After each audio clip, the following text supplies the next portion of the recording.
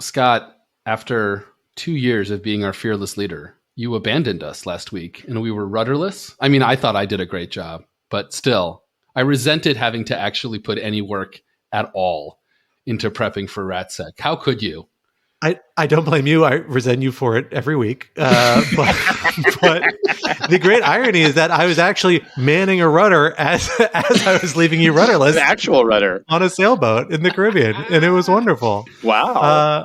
Vacation is great. I'm not going to lie. This is the first real vacation I've taken from this podcast, at least in a very long time. Why did you come back? Nice. It's a fair. It gets very because he heard me host and realized that it was exactly. It was a rough situation. It was a bad situation, guys. You know, I like to think I'm bringing part of the Caribbean back with me. Listeners can't see this, but I have one single dreadlock hanging down my forehead, of course, right now. I've been describing everything as Irie for the last 72 hours. So really, the Caribbean is with us all throughout it's the year. It's not problematic at all. Yeah. Not at all. No.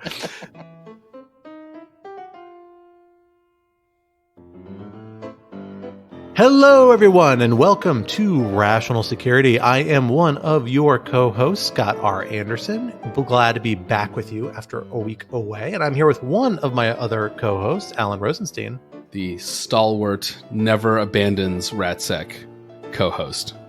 That's me. Sure, buddy. Not in the last 3 weeks, anyway. Prior to that, several times, quite regularly. But that's okay.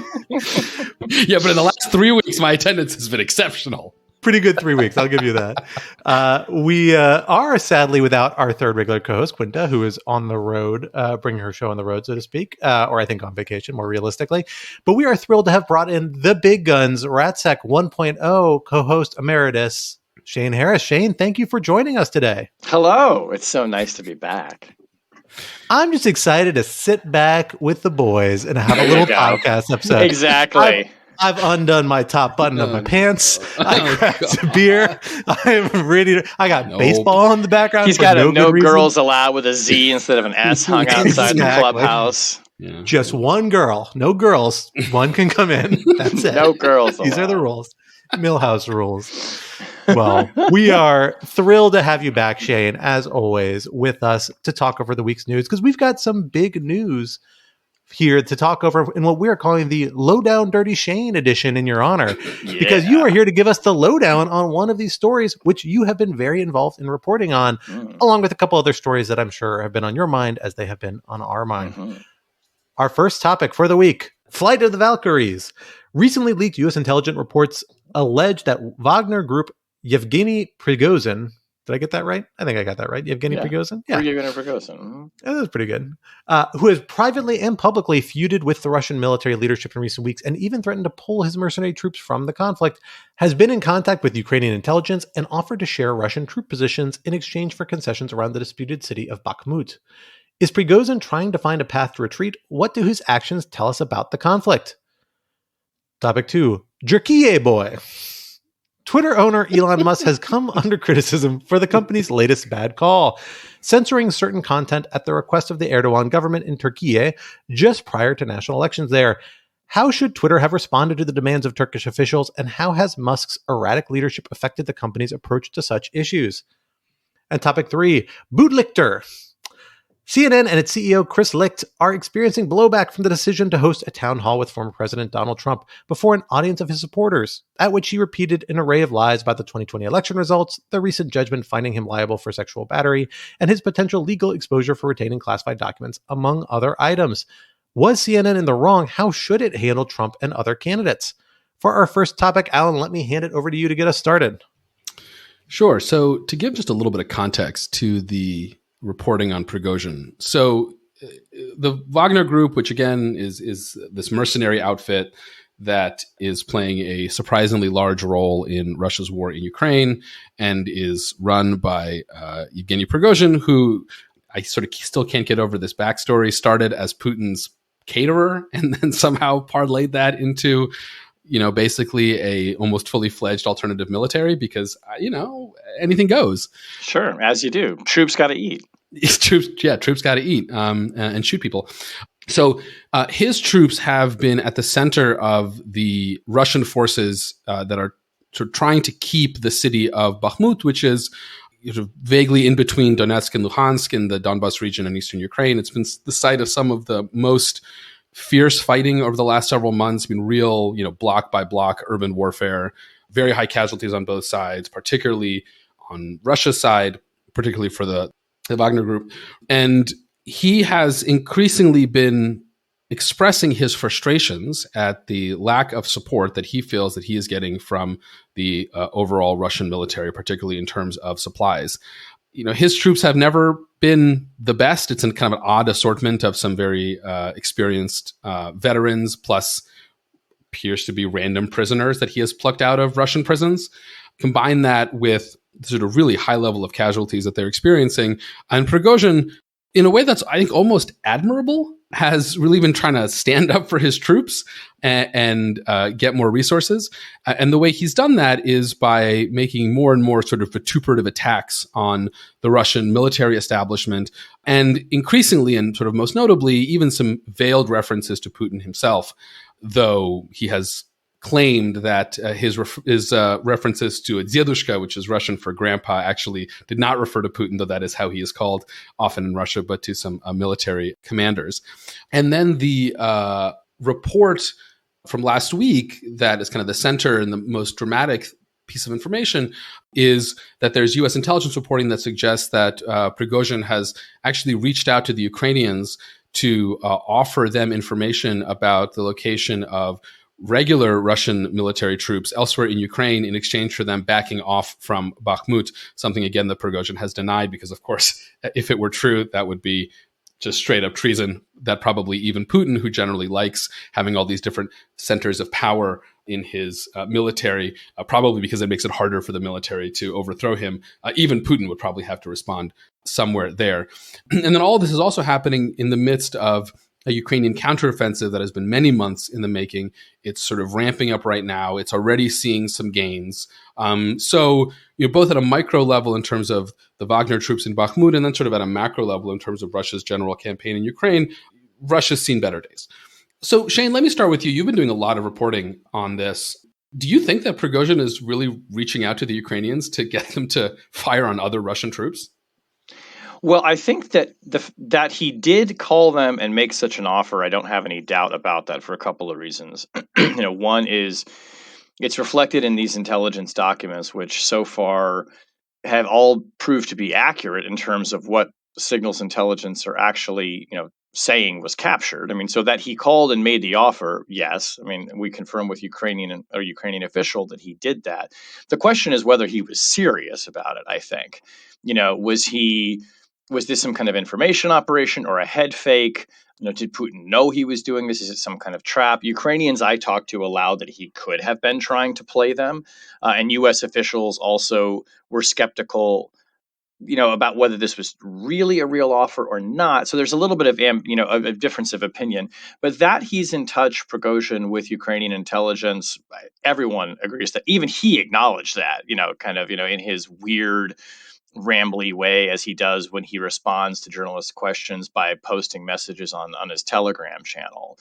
And the Ukrainians have acknowledged that too. So the question really is whether or not he was actually so desperate that he would have truly done this. The Ukrainians have said in our conversations with them, look, we don't trust this guy. Even if this were a genuine deal, we wouldn't take it because, we're not going to negotiate like that with the enemy. And also, the Ukrainians are not, I think, what would exactly be the incentive for them to pull back from Bakhmut, where, it has been, as you said, Alan, like this block by block fighting, but neither side appears ready to give it up. And even though U.S. officials have been privately telling, and kind of publicly in many instances, the Ukrainians, like, look, Bakhmut is not of strategic importance. This has become basically a battle of wills. So, they're not going to lose the war by giving up Bakhmut. So, to me, what is clear, and I don't think there's any denying this, is that Prigozhin's in a desperate situation. He is feeding troops into a meat grinder. He is, trying to empty the prisons to stock his ranks. He's not, as far as I can tell, using any of the fighters that he has deployed all around Africa, which might be more skilled and probably have absolutely zero interest in going to Ukraine just to die. It's pretty horrible for his forces there. And if he were to make good on some of the threats that he has voiced to pull back his own forces from Bakhmut as basically an FU to the Russian military, they'd be screwed. I mean, they really need him, and there's this fascinating kind of battle playing out between Prigozhin and people like Gerasimov and Shoigu, who run the Russian military and the Ministry of Defense. And against all of that backdrop, I think it's not implausible that Prigozhin might try and cut some kind of a side deal with Ukrainians, with whom, he's been in touch with and apparently had meetings with in Africa, talking secretly to, Kirilo Budanov, who is the head of Russian-Ukrainian military intelligence. I mean, Prigozhin is he's playing all the angles. This is not somebody who is in the chain of command to Putin. His loyalty is clearly to himself. And that's just another interesting facet of that is the force that is fighting in Russia, are these backfighting, backstabbing, mercenary political actors who, half the time you look at Prigozhin, just looking at him, he looks like a comic book villain, right? And and it's making these rambling messages and shouting "F you" to the defense ministry. Can you imagine if the American military were behaving in this way? Eric Prince was out there on the streets being like, "Lloyd Austin, go fuck yourself." I mean, this is crazy, but that's the military that they took to war. I mean, it's the side of Douglas MacArthur that that has yet to be written about, the secret history of Douglas MacArthur. Exactly. Totally. Well, so let me actually ask you about your sense of one aspect of this, Shane. I think it's really interesting. I know you've been following Wagner Group in a couple different domains through different lines of reporting. And so it's kind of an interesting question here, where there's obviously infighting between Prigozhin and Russian military leadership of conventional forces, right? They're both in these meat grinders. He's got very open grievances about the fact that they are not giving him supplies, which it appears presumably they're responsible for ammunition, supply, logistics change. That makes sense, right? They were there. They had logistics chains in place before they brought in the Wagner troops early on.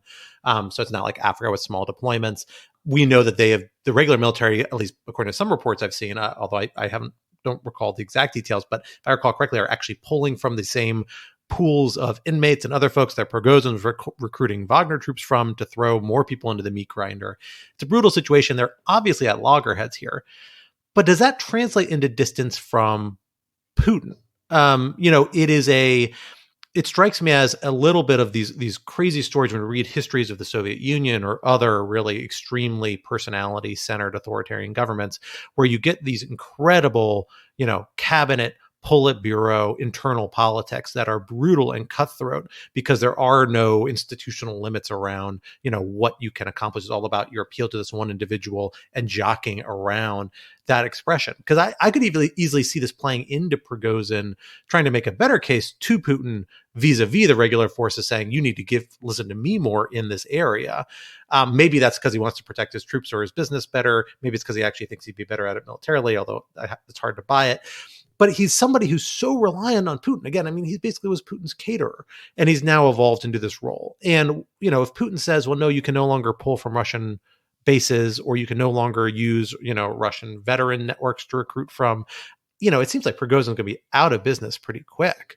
So the extent to which, unlike, for example, like Ramzan Kadyrov, right, the Chechen leader who has a separate sort of base of operations, a separate political entity that he leads, where he has a little bit of a center of gravity independent of Putin. I'm not sure Prigozhin does. So how does this all fit in his relationship between other Russians and then between him and Putin? Those are all great points. And I think, one way of thinking about this is if you look at, and these Discord leaks, as we call them, have a lot to say about this, Prigozhin's operations in Africa and the deals that the Wagner Group makes to provide security to African countries in exchange for things like, mineral extraction rights.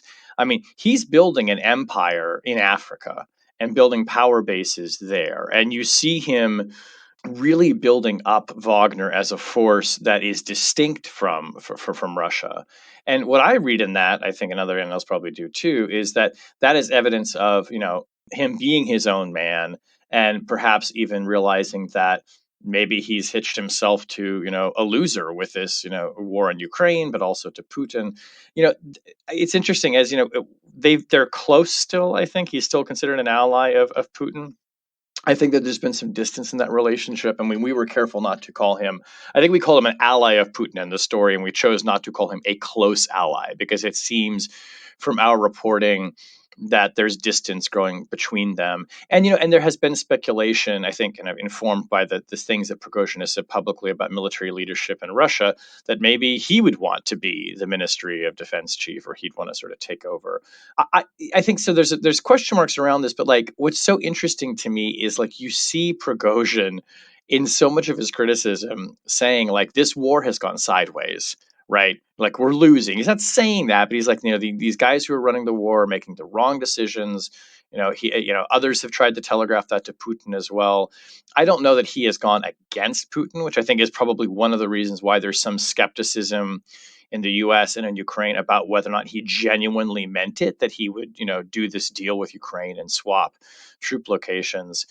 The mere fact, though, that he floated it is just so interesting to me. Like, I don't know what the game is there, but again, like, to your points, if that were a genuine offer, then yeah, I would say there's been some pretty serious split with Putin. And you see also in other instances where, there are places where he seems to be talking Prigozhin to the Ukrainians, and it's not entirely clear because these documents sometimes are just capturing like what was said and they're not doing analysis, but where you almost wonder if he's trying to plan some kind of out for himself.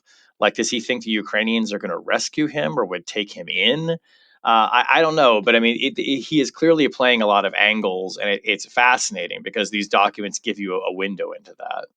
Well, Shane, that actually just leads me in just a related question about this is that, of course, the sourcing from this, at least kind of the lead source, although I imagine you've taken a variety of steps to verify it in a variety of ways, was part of this Discord leaks, presumably from private, I believe, Texera, who was involved in leaking, or Erman Texera, involved in leaking some of these online. Do we have a sense about how long this story has been out there and known to the Russians versus to us? This is the first we're hearing of it in the last 3 or 4 days since you're reporting. But is this something where it's baked in enough to the situation on the ground in Ukraine and Russia that if we were expecting it to really shift Prigozhin's position, that would have already happened? Or do we think this is coming to the Russians' attention for the first time in the last few days as well? Or maybe not too much in advance of that? I don't know. It's a good question. If you look at these documents capture a moment in time when these conversations were happening, and the offer that's reflected in one of these documents, which also says it wasn't the first time he made it, was late January of this year. Whether the Russians knew something, I don't know. And the documents don't capture any other instances except this one of Prigozhin making that comment. And we should remember too, I mean, the documents that we're seeing, they're just the ones that Jack Teixeira took and shared with friends that we were able to obtain, right? So, I mean, we're seeing slices. There may be in U.S. intelligence reporting more about this, but we just don't know. I guess my question is, we've talked a lot about what Prigozhin is thinking, what his incentives are, but what's in this for Putin? I mean, why is Putin putting up with this other than just the maybe convenience of having different military centers of power? I mean, presumably at any moment, Putin could march in and nationalize the Wagner Group and throw Prigozhin in jail.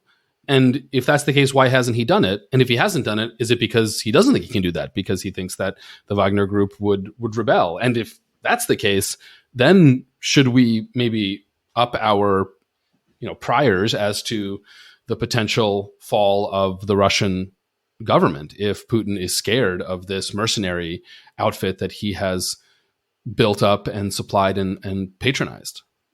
Well, I think that the simplest answer probably to why he puts up with it is he probably doesn't feel like he has much of a choice. They need the Wagner Group. I mean, and Prigozhin has resources that he could call on from other places where he's deployed, and I think that, Putin to some degree, I mean, he does have these other centers of power from people who enable him, but, it's not as though he's beholden per se to like people often make the mistake, I think, that, like the oligarchs so-called could like gang up on him and convince him to change. No, the oligarchs exist largely by his grace and favor and his largesse. I mean, he's a fairly, I think, authoritative control of the government. And so I have to presume that the reason he doesn't come in and put a stop to it is because he needs Wagner.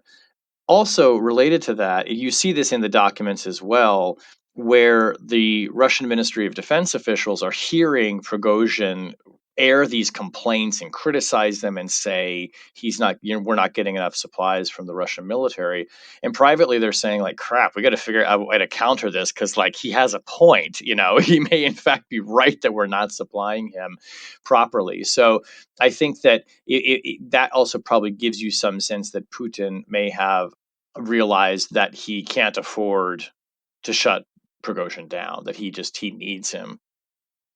It's just an absolutely fascinating set of dynamics. And it really reminds me of what we're seeing with these kind of far-right Russian nationalist bloggers and how they've engaged, where they have come out in many cases being very openly critical of the Russian military, how they're pursuing this campaign, but not in a way that necessarily drives towards a more peaceful outcome or an effort to wind up the campaign. If anything, it's driving towards more dramatic action and criticizing them for not pushing hard enough. It's not quite what Prigozhin's doing, but insofar as he's trying to secure more control, lay the strategic failures at the foot of these other people, that's pretty interesting. But I guess a lot of it boils down to where you think Prigozhin thinks of himself. If he does want to, he wants to be an oligarch of 2010, meaning he gets to run his global multi-billion-dollar empire and not have to traipse through the battlefields of Ukraine. Maybe that means he could be a force for peace. But if he's just a vehicle for Putin, then it seems a little less likely. You could see this playing into a system where Putin's consciously playing factions against each other, specifically to be able to shift blame from one to the other without having to face really taking much blame himself. It's just a fascinating state of affairs, and we will really have to keep an eye on it as it plays out, as I suspect we're not the last time we've heard from the erratic Mr. Prigozhin. Thank God, because he's so entertaining. That Telegram channel, it is something to behold, I have to say. Amazing. Well, jumping from one erratic multi-billionaire businessman to another erratic multi-billionaire businessman. Nice. Very nice. Let us turn to America's Prigozhin, Mr. Elon Musk. I don't know if that's entirely fair to either of them, really, but that's okay. Scott, aren't you the general counsel of Lawfare? You can't say stuff like that, man. Come on. It's an opinion. It's okay. We're gonna get gawkered. Twitter employees are overworked and starving too. So the analogy. Yeah, exactly. Exactly. Yes, exactly. We've seen Mr. Musk come under another critical media cycle, something he's very familiar with these days. But over the past week, specifically relating to the ongoing Turkish elections, which we saw take place earlier this week and are now going into a runoff phase that's going to last for the next 2 weeks. I don't know if it's officially declared a runoff, but that's where the projections have it going at this point, at least. And Elon Musk defended a decision by Twitter to essentially limit the ability of certain accounts and limit certain posts that have been posted relevant to the election in ways requested by Turkish authorities and implicitly Turkish authorities associated with the Erdogan government. Although it's worth noting, at least according to Twitter's account, they're actually judicial officials substantially driving this in Turkey, not necessarily executive branch officials, although Erdogan has allies in the Turkish judiciary as well, that so that doesn't mean that's not necessarily driven by him to some extent. And this originally came to the fore because we saw Elon respond critically to a tweet by commentator and rampant Twitterer Matthew Iglesias, saying essentially, isn't this crazy that Twitter is doing this? Doesn't this seem like a departure, something they said they wouldn't do anymore, which is catering to these political forces? And Musk came out and made a very straightforward, if a little bit ham-fisted argument saying, well, of course we did this. They were threatening to shut us down entirely. So of course we had to accept that certain more limited requests for censorship we had to implement, or else we wouldn't have any access to Twitter whatsoever. In Elon's defense, something I don't like to do, but it's something worth mentioning, this isn't an unfamiliar argument, right? We've seen tech companies and social media platforms make arguments similar to this in a variety of different contexts to justify why they reach these sorts of arrangements with foreign governments about censorship. And to say something that I really don't like to say, but I'm going to say it anyway, is there is some legitimate range where foreign governments are allowed to set up their own rules about what social media can and cannot put forward. Other corners of the world don't have First Amendments, don't have such robust conceptions of free speech as we have. Now, human rights still are supposed to guarantee a strong domain of free speech, but there is some realm, I think we all accept, for some legitimate regulation by foreign governments in this area that does require tech companies to engage with different jurisdictions differently. The real question here is well, how much was this legitimate and how much was this clearly Erdogan trying to do things going to throw the election in his favor? Let me turn to you first on this, Alan. Elon Musk has come under a lot of criticism for the impression that he's doing something really different here, that he is really charting to approach these issues in a way that reveals kind of anti-democratic sentiment, I think, is a lot of the commentariat or Twitter line, although I don't know how serious that is, but tying it to his own kind of domestic political views, which are very controversial in the United States. Do you think that's fair? Is what he's doing here really that different from what Twitter's done in the past and what other social media companies have done? Is it just his ham-fisted Twitter response that's the problem, or is there something more fundamental at core? Yeah, so I think it is different than what Twitter has done in the past. I think Twitter has generally tried to push back more proactively and tried to slow walk foreign government complaints. And they tried to be more creative than I think Elon has particular interest in being about these sorts of takedown requests. Now, is this a matter of degree or a matter of kind? I think it's more a matter of degree, to be perfectly honest. And I think there are other tech companies that, people seem perfectly happy with. Apple comes to mind as maybe the most notorious, that makes all sorts of compromises with terrible regimes all the time. I mean, China here is the biggest example. I mean, Google has done so to I think somewhat lesser extent. So I do think that, if we were just to kind of ignore the Elon Musk part of this, there would still be a legitimate debate over whether or not Twitter acted in the right way. But I don't think it's an easy or obvious debate. Right? Because there really is, if the alternative is Twitter being shut down entirely in Turkey, now query whether and how quickly Turkey can do that, but presumably they can do that to at least some extent. It's not obvious on a kind of means ends basis what's the right call. There are nevertheless two aggravating factors, I think, in this case. The first aggravating factor is Elon Musk himself. He's just really not good at the public part of this and of making anyone confident that Twitter has any idea what it's doing. This is also, of course, made much worse by the fact that he came into Twitter as some like free speech warrior. And it's just so bizarre to see the same person who releases the Twitter files to then turn around and say, well, I don't know. Turkey was mean to us on a phone call. So like, obviously we had to censor all this stuff in the middle of maybe one of the most important elections in modern Turkish history. So there's like a real ad hominem nature to Elon. Now that I think doesn't actually matter in determining what the right course of action is, but it does create some justifiable pot shots that we can take against Elon Musk. I mean, the other thing is that, Elon's chaos Muppet approach to running Twitter just has some real drawbacks.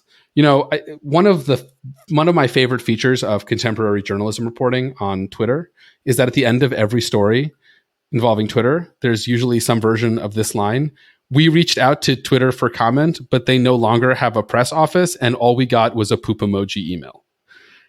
And yep. That's insane. And also, you have to put that paragraph at the end of every story about Twitter because they don't have a press office and they send poop emojis back to journalists. And he wants you to know that they don't and that they do that. Exactly. Right. And so, these kinds of issues are difficult in the best of circumstances. They are made so much harder when you have a company that is just not being run in a serious manner. And I think the point is not just that this is bad for Twitter. I mean, it is, but who cares? It's that if you're going to have something that plays the role of a town square, it has to have enough infrastructure to just do the basic, town square hygiene. And part of that is some mechanism to think through requests from governments, and especially semi or fully authoritarian ones, to take stuff down and to think about creative ways to push back on that. Even if at the end of the day you say, look, we thought about it, we tried, but it was very clear to us that we had this choice to make, and we made this choice, and we're happy to justify it in a sober way. But Elon Musk's Twitter is quite literally incapable of doing that because, yet again, their PR office has been replaced by a poop emoji auto response. As we're talking through this, I'm like, I'm tempted to ask, well, is it a sign of Elon Musk's maturation as the head of Twitter, which of course he's figured out. He's got a new CEO. Spoiler. Don't say Elon Musk and maturation in the same sentence, man. That just it doesn't scan. He's maturating like a fine wine. Elon, it's going to be my 2-year-old has maturated more than Elon Musk. I think I'm answering my own question, which is like, oh, okay. So is he basically saying, hey, look, this is kind of the way we have to do business because foreign countries do get to set the rules to some degree in how we operate? And it seems like the answer is like probably like, no, not really. It's like he's more just worried about like, losing access in a country. And maybe this is more about the bottom line. I don't know how many subscribers Twitter has in Turkey. And if he lost all of them, would it be, a significant blow to the bottom line? But, the company, I think quite literally can't afford to be losing subscribers right now en masse because of just the massive debt that he's taken on. And I'm struck too just by the hypocrisy of it, of this person who claims to be some kind of radical First Amendment absolutist. Why not use this as an opportunity to say to the Erdogan regime, no, we're not going to do that. We are a global town square. And, if you don't like it, tough shit, and force a fight. I don't know. That would have been, I think, more, I guess, in keeping with what I think he's all about, which is these radical ideas of free speech and free expression. But I don't know. Maybe he's also just like super distracted this week. And, he's just such an incredibly erratic person. I know that there's somewhere in there is like a central operating code that does govern him. And maybe Kara Swisher is like the only person who truly understands it in my industry. But I just look at this guy and I'm like, I don't, who knows? He's going to put his pants over his head one morning or something. He's just so all over the place. And I have trouble deciphering his decisions and trying to put them into some kind of, logical format. I don't know, man. I don't know. I will double down on my original sin in my introduction and make an effort to defend Elon on this. Although I think I'm not defending Elon so much as just putting him in the same all around fairly shitty bucket I think most tech and social media companies engage in this issue.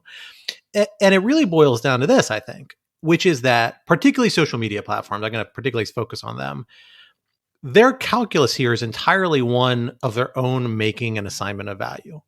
And they have said, as Elon did very expressly in response to Matt's tweet, oh, well, we couldn't do this because the value to the world of the vast majority of Turks having access to the Twitter network and the various services it provides and avenues of communication, that outweighs the cost of withholding this access to the specific information requested by the Turkish government.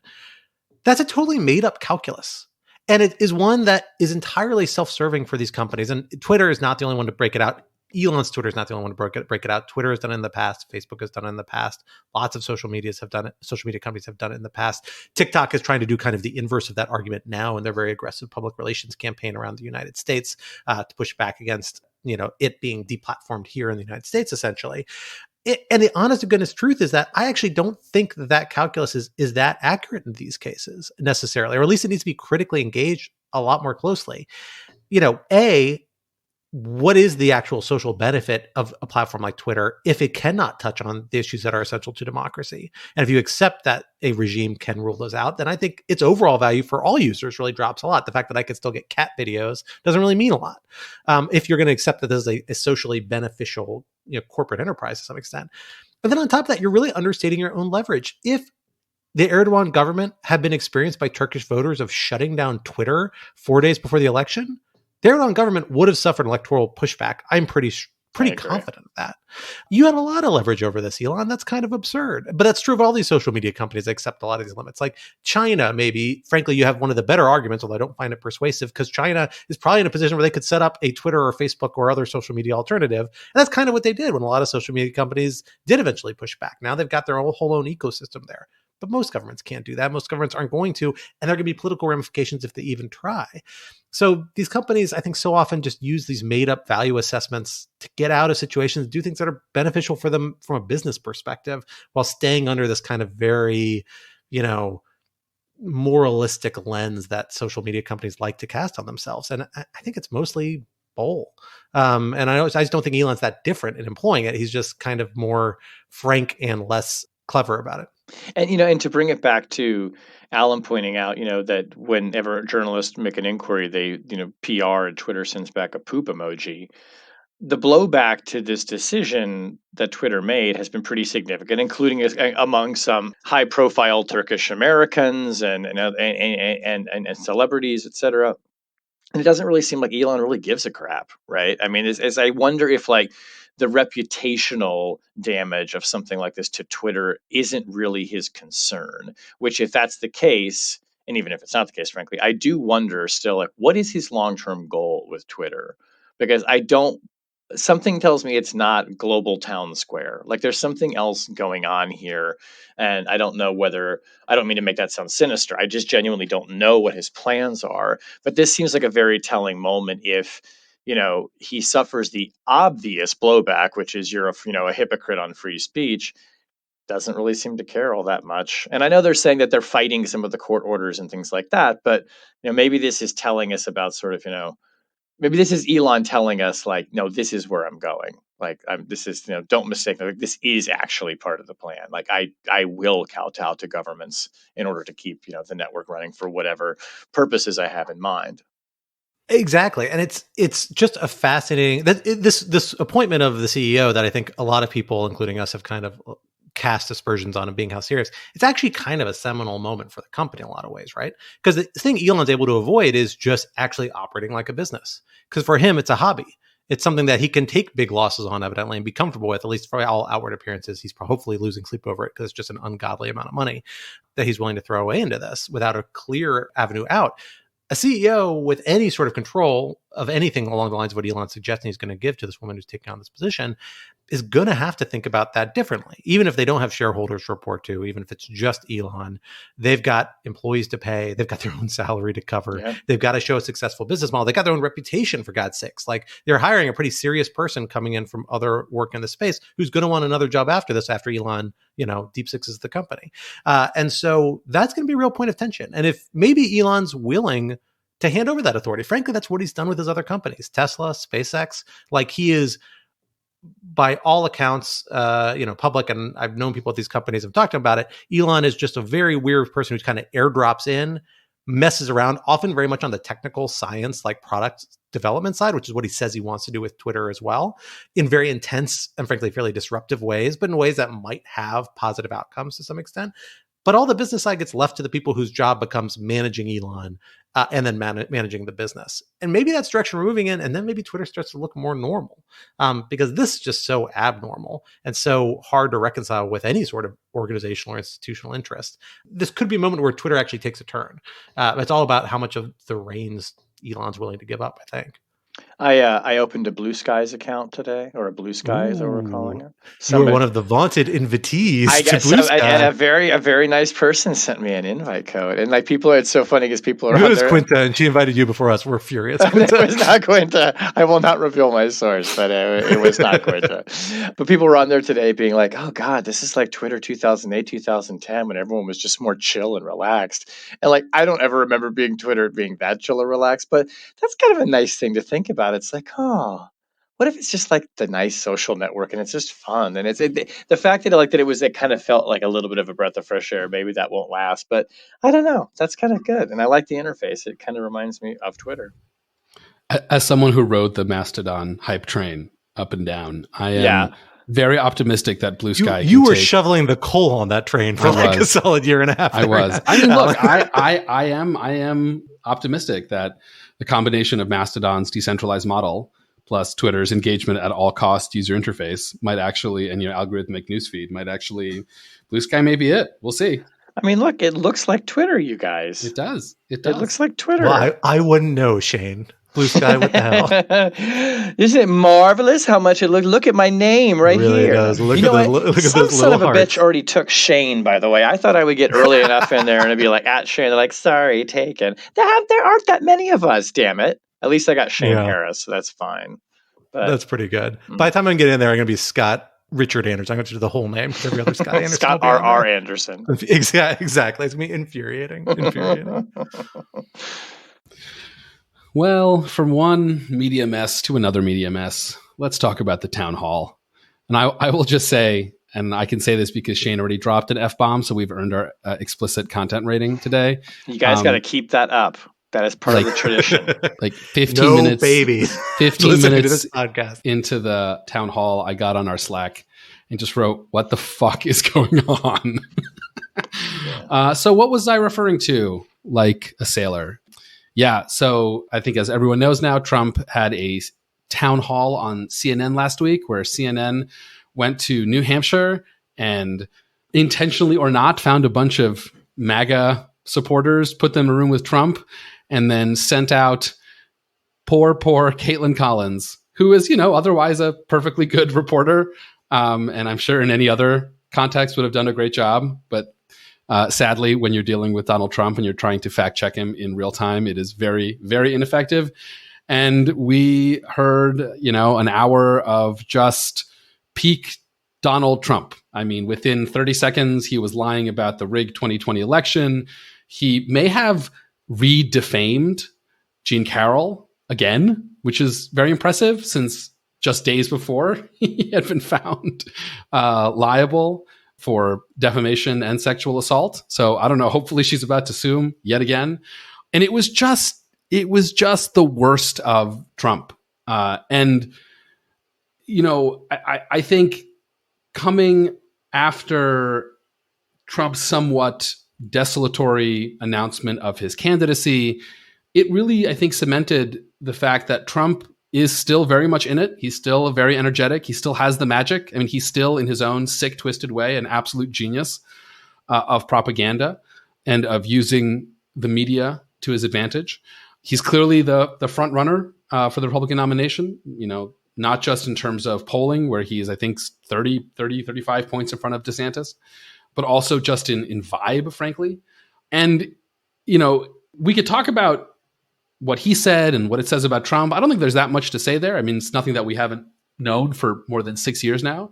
So I really want to talk about CNN's decision to hold this town hall. They've been criticized quite severely, including by themselves, including right after the town hall. There was a very strange moment after the town hall where Anderson Cooper was saying things like, "If you never watch CNN again, we totally get it." It was an odd moment of self-criticism.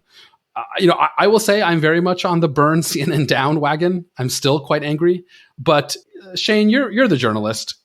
What were they thinking?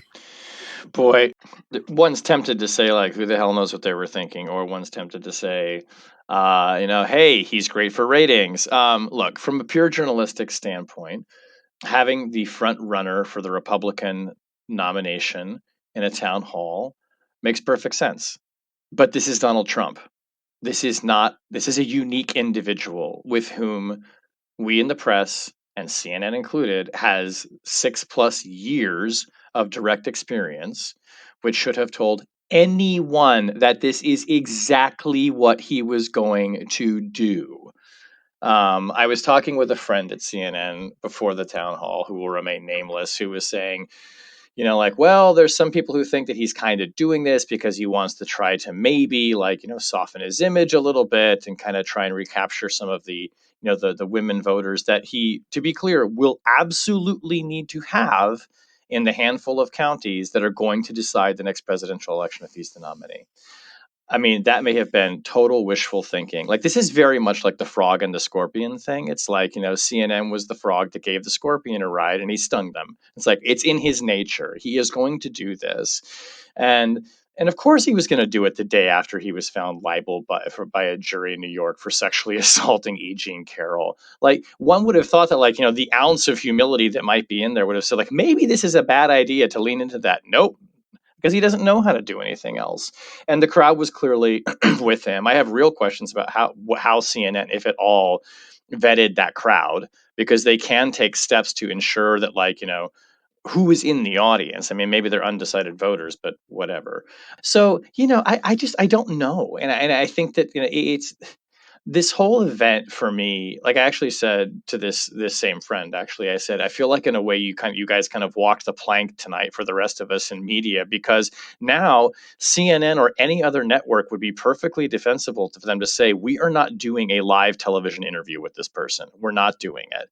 We're not giving him the platform again. We'll do an edited interview, maybe. And certainly print interviews with him are totally different because you have much more control over what he's going to do.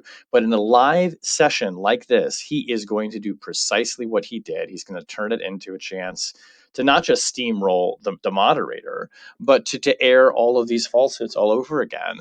And I think that my industry is not at all prepared for how to cover him as the likely Republican nominee. And we struggled with this for years when he was president about how to correct his lies, whether to call them lies. And I think that January 6th was kind of one of these final points where it's like, if you had any remaining doubt that this individual poses a unique threat to American democracy, you have it now. It is in evidence now. He was impeached for it. He may be criminally indicted for it. And you don't just get to overlook that because he's the Republican nominee. Like, we don't pretend that his history doesn't exist. And so I think that this town hall put into very stark relief some really hard decisions that the press is going to have to make, not just about how we cover the campaign, about how we cover this individual in the campaign, who I think, frankly, it needs to be covered differently than other people. He just does. So I'm going to shove Chris Licht and CNN in the same bucket as Prigozhin and Elon Musk, and that I'm going to defend them reluctantly. But in some ways, I'm sure they'll all get along and hang out. Because I'm not sure I'm convinced that this was the horrible thing for democracy that a lot of people think it was. I think it was not well executed by CNN for one reason, which is the audience, as you've already alluded to, Shane, right? If you came to me and you said, I, Shane Harris, prominent national reporter, have the opportunity to sit down with Donald Trump and do a one-on-one interview, no questions barred, no advance notice of question, which is my understanding of the terms by which CNN agreed to with Trump, although maybe I misunderstood that. And we are able to confront him with the fact that he's lying, present contrary evidence, which Kaitlan Collins did, which is not one of the most effective delivery because of the context and the audience, but nonetheless, she did do that proactively, which I think you do have to do to be responsible. I would 100% say, yeah, if you do that an hour on live TV, I think that's newsworthy and probably worth doing. Maybe it's not worth doing every week between now and 2024. But certainly at this point where there is an open question saying, well, what does Trump as the candidate look like now? Is he pivoting? Is he changing? The fact that he is not, and he's the same guy we always thought he was, is actually really newsworthy and really important to understand for voters, right? Both pro and against, particularly against in a lot of ways. The fatal flaw here, I think, was the audience. And it's interesting to ask yourself why, right? Like, on the one hand, I think it's a problem because it made it really hard for Kaitlan Collins practically to actually effectively rebut him, right? That's certainly true. And you would have to find a better way to do this. This is why, by the way, if you notice presidential debates, they really structure applause time and audience responses now very carefully because they know how disruptive it can be. And CNN totally forgot that, even though they're one of the people who pioneered it. But I really don't know if even the audience actually played in a way that was clearly in Trump's favor. On the one hand, you're saying, hey, this is an audience that really likes Trump. So I don't like watching as somebody who doesn't like Trump because it makes me angry to see and make me nervous about the state of our country to see all these people cheering on horrible things that he's saying, right? But they knew they were supporters. Like, it is not a representative cross-sampling of the country. They're Trump supporters. And then you say, well, what is this really doing? I think it's just stoking Trump on. It's a big reason why he leaned so aggressively into his prior positions, right? And yeah, the Trump camp came out and said, oh yeah, this is great. This is exactly what we want. But they say that after everything Trump does. It's something they have to do because it's a cult of personality. They have to say he's strong, he's effective, he's flawless. Usually you get little leaks around the margins, right? But I actually think there's really something to what a lot of Democratic strategists and other Republican strategists have said, which is that CNN, for better or for worse, probably in a way is going to hurt their bottom line as a business. They showed us who Donald Trump really is, and he's the same person we know now as he always was. And that people don't like that. That's a loser. And now we get to have an hour of audio and video that we can pull clips from to show that he's the same guy and play it in ads from here until 2024. And I'm not sure that's a bad thing because that actually is who he is. The one thing I think people should be really pissed about this are other Republican nominees like Nikki Haley. Forget Ron DeSantis, hasn't even declared yet. Like, this far out is too early to start declaring a presumptive favorite. And CNN needs to give the same opportunity to other Republican nominees and candidates at this point, in my opinion, who at least show some substantial polling like Nikki Haley does, although it's far below Trump and DeSantis. Because remember, this far out, we've seen Herman Cain take a lead in the polls. He's on Marco Rubio. We've seen lots of people. Republican primary electorates in presidential election years are very chaotic. Trump probably has a lot more staying power, but we don't really know. He's just a unique figure. And when you start giving special status like this, if you're only to give this to one candidate, you're giving that candidate a major substantial advantage. That would be anti-democratic. That would be wrong of any media organization. So I hope CNN makes similar offers to other candidates, although I haven't heard of them doing that. But if they do, then I'm not sure giving Trump an occasional platform, especially in this moment where we still need to confirm Trump is who he was, is actually bad for electoral process that ultimately he is going to be a candidate in. And we have to make a decision on him, and people need to see what they're voting for and what they're voting against. Look, Scott, I think that's as good of a defense of CNN as you could make. And I am open to the possibility that at the end of the day, this town hall in isolation is net good for American democracy for all the reasons that you said. I just don't have a lot of confidence that that is in fact CNN's game plan. This strikes me as a little bit too much three-dimensional chess for profit-seeking 24-hour cable news networks, which is to say, until CNN has, through a pattern of behavior, shown to me that they are exquisitely sensitive to the concern about giving Trump plenty, just a bunch of earned media coverage because it is good for their bottom lines, I will take the more maligned interpretation that even if they convince themselves that this was quote unquote good for American democracy, they really did this because it was good for CNN's ratings. And the lack of care that clearly went into it, for example, outsourcing the crowd to New Hampshire, the New Hampshire GOP, that lack of care does not make me comfortable that going forward, CNN will not be pulling stuff like this more often because, let's face it, Donald Trump makes for better television than Sleepy Joe. That's why we need to see an hour-long town hall with Asa Hutchinson in front of a whole hall of Asa Hutchinson supporters. If we can find that many, or however many we can find, maybe the audience will be a little lean, but give them the floor time, take the ratings hit. I 100% agree with that. If we don't see that, then it's a big issue with CNN. But if you give each candidate the platform, and probably Joe Biden too, obviously, although he's got his own advantages platform-wise, I don't know. I think it balances out a little bit. I also think it's just, to your point about, look, just putting aside the question of whether it's good for democracy, whether it's good for CNN, although as a coda to that, interesting reporting came out that I think Chris Licht brought Oliver Darcy, the media columnist, who was very critical of the coverage, and kind of gave him a bit of a dressing down, it sounds like, which is itself problematic. And like Chris Licht does not need the internal division that is growing in the network to his leadership. But just as a purely, because I know we're not going to talk the politics, but just to say one moment about the politics, as a window into how Donald Trump is thinking and how he's behaving, I don't think that this should give anyone good feelings about his chances of becoming president again. He is not correcting for the obvious deficiencies that cost him re-election for only the second time, in American history has a president ever come back from a defeat. He's not changing. If he had come out and said, and again, this would never happen, right? This is an impossibility, but it's worth a thought experiment. If he'd come out and actually in some way tried to signal a change of thinking or a change of heart, or again, crazy to even contemplate it, that might have been a moment where you could say, okay, well, maybe his fortunes have changed. To me, all this, I just looked at this and said, it's the same guy as he was before, and voters said no. And the more he keeps going out there and reminding people that I'm the one who got Roe v. Wade overturned for you, he's even more, shooting himself in the foot. It's so interesting that he's trying to distance himself from Ron DeSantis by saying well, I wouldn't sign the 6-week bill. It's you're telling everyone I'm the one who ended legal abortion in America. Voters, and particularly women, are going to remember you did that. So, yeah. Exactly.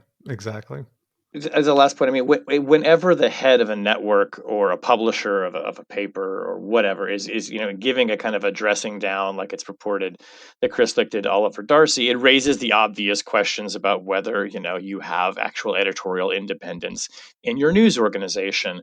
And look, there are things that as members of a news organization, you have to be careful not to do that. We have standards of the Washington Post that we do not criticize our colleagues. We don't go out and do that. And maybe some of this, what Darcy said, perceivably to go over a line at CNN.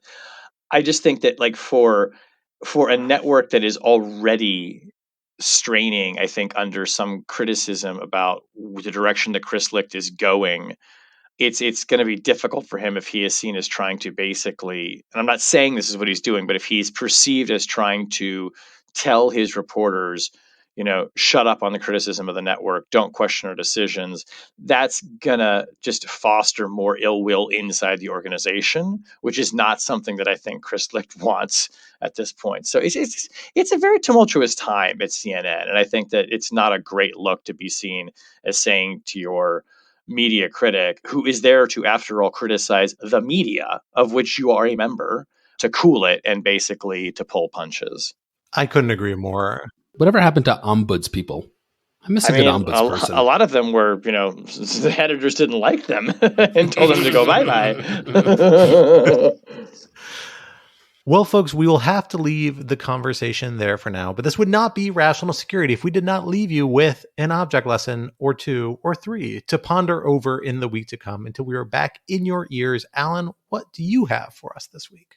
So this week was Eurovision, the annual height of Western civilization.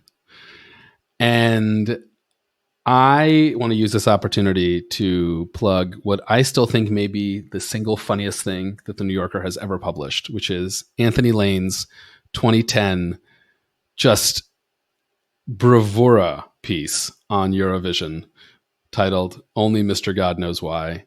It's really, I'm a huge Anthony Lane fan, and I can't get through the first 4 paragraphs of that piece without breaking down into hysterical giggling laughter. And I've read it maybe 45 times. There's a particular phase, shimmering incontinence pants, where I just lose my mind. It's so funny. And what I love about it is it's this perfect Anthony Lane combination of beautiful writing, amazing snark, fundamental love for the material. And it has aged so well. And I think that every year around Eurovision, we should all do a reading of Anthony Lane's magnum opus. It's so good. I like it. I will put it up there with its decorative gourd season, motherfuckers, from McSweeney's. That's my designated annual fall reading. This is my designated annual Eurovision reading. I will add a watch to that, which is the highly, highly underrated for how absurd and hilarious it is. Eurovision Song Contest: the story of Fire Saga, the straight to Netflix Will Ferrell and what's her name, Rachel McAdams comedy. It is very stupid, pretty funny, but absurd about a set of Icelandic folk singers. Yeah. It's very sweet, it's really funny. Pierce Brosnan kind of steals the movie in a lot of ways with one of the funnier performances. It's genuinely actually a worthwhile watch. I watch it in the depths of the pandemic. Maybe now that society is reopened, I won't feel the same way. At the time, I quite enjoyed it. So as somebody who has drifted around the periphery of Eurovision culture over the years, it was interesting to see it in play. Is Eurovision one day, or do they build up to it like the World Cup? I think they build up to the World Cup, but the last day is a big day with a lot of performances. Okay. So it's like Star Search, where you have to make it through several performances. Yeah. Okay. It's like the Apollo, where people boo you off stage, if I recall correctly, or give you the hook. Yeah, there's a large vaudeville candy cane. Exactly. If only. That would be the dream. That would be phenomenal. I feel like that would start some new world wars in Europe, but perhaps not. Well, for my object lesson this week, as we've already alluded to, was on vacation last week. I love vacation because I get to sit down and read things, especially because I did not have internet access for much of this vacation. And I read 4 books, so 2 of which were over 800 pages. I was really quite impressed with myself. I jammed through some nonfiction and fiction. Great. I got to finish the Expanse saga, the last 2 books of that after years of dawdling. I read a great nonfiction book I'll be talking to the author about called Mad Men in the White House this week on the Lawfare podcast, worth checking out, about Woodrow Wilson. But the book I'm going to recommend is phenomenal. And it is really, perhaps best classified not as a work of sci-fi, but a work of literature of sorts. Insofar as I became aware, because my wife's book club read it months ago, and she said, you would really like this. And I was like, nah, you guys always read serious literature type things. And she's like, no, it's a sci-fi book. And it was the winner of the Hugo Award in 2020, A Memory Called Empire by Arkady Martine. It is a phenomenal space opera sci-fi book that's actually really about diplomacy and a really, really interesting, like, diplomatic drama. I would frankly love to read some like historical fiction or something that does as good a job with diplomacy as this book does. I think it's just phenomenal and has in lots of fun sci-fi multicultural element, written by a woman. Arkady Martine is a nom de plume who's got a PhD in, like, I think, Byzantine historical culture. And so it is actually a book about the Byzantine Empire and how it expanded into Albania, if I recall correctly, but she just translated it all into the far future. It's absolutely phenomenal, super interesting. The sequel just came out this year, which I'm going to turn to as soon as I get another book off my plate. So I highly recommend that. The sequel is very good. Called Empire. Oh, you've read the sequel already? Yeah, I've read. Raving about it. Yeah. No, Hannah, my wife, got me onto them, and they're excellent books. It's amazing. They're phenomenal. I think the sequel won the Hugo Award this year, if I recall correctly, or at least was nominated, which is a pretty impressive feat that only a few authors like N.K. Jemisin and Ann Leckie have done recently. And so really, really phenomenal. Worth checking out. I can't wait for the extended HBO drama series to inevitably disappoint me. But until then, I strongly recommend the book. Shane, what do you have for us this week? I have, true to form, I have a new TV show to recommend for everyone. It's actually about to drop this week on Showtime. It's called Ghosts of Beirut. It's a 4-part limited series, and it is both a fictional account interspersed with actual, like, documentary footage and documentary style interviews with real people, telling the story of a man named Imad Mughniyeh, who many people will not know who this is, but before 9/11, Imad Mughniyeh and his Islamic Jihad organization were responsible for the deaths of more Americans than anyone but Osama bin Laden. So if you think back to 1983 in Beirut, you'll remember the car bombing of the U.S. Embassy as well as the Marine barracks that killed more than 230 Marines. Imad Mughniyeh was behind that, and would go on for over the decades to launch all kinds of terrorist attacks and attacks on U.S. forces in Iraq. And he became this almost mythical figure for Mossad and for the CIA. He went by various names, including Radwan and the Ghost and the Father of Smoke. And they do this great job in the beginning of the show, like building up this kind of legend. But it is basically all about this guy and, how Mossad and the CIA finally kind of tracked him down. And in addition, what's interesting to the show about how they sort of use actors to portray Mughniyeh and Mossad and CIA operatives, and then they intersplice it with talking head footage from people who basically were involved in tracking him down, is that they follow him over the course of his life.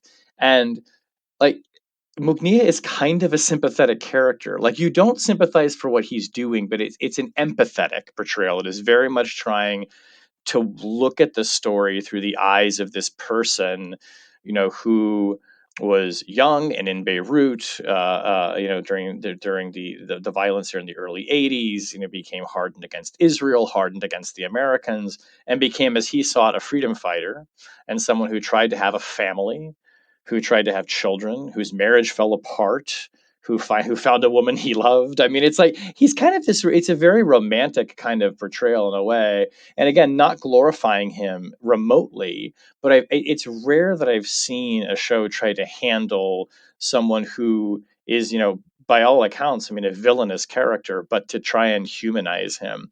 And the hunt for him is like the stuff of spy legend. It really, really is. So it's 4 parts. You don't have to commit months of your life to it. Really, really good. It's by Greg Barker and Avi Issacharoff, who've done some really interesting work here together. So yeah, Ghost of Beirut, Showtime, drops this week. Check it out. I am super excited about this. This looks fascinating. This is like a case study that I feel like anybody who came up in the early mid 2000s studying national security and Middle East politics, you followed this case and was aware of it because he was killed in 2008. I think it was like by a car bomb in Damascus. Yes. It is like, not to give up the ending, but it doesn't end well. Yeah, Sorry. Exactly. Spoiler alert. They get him in the end. Yeah, exactly.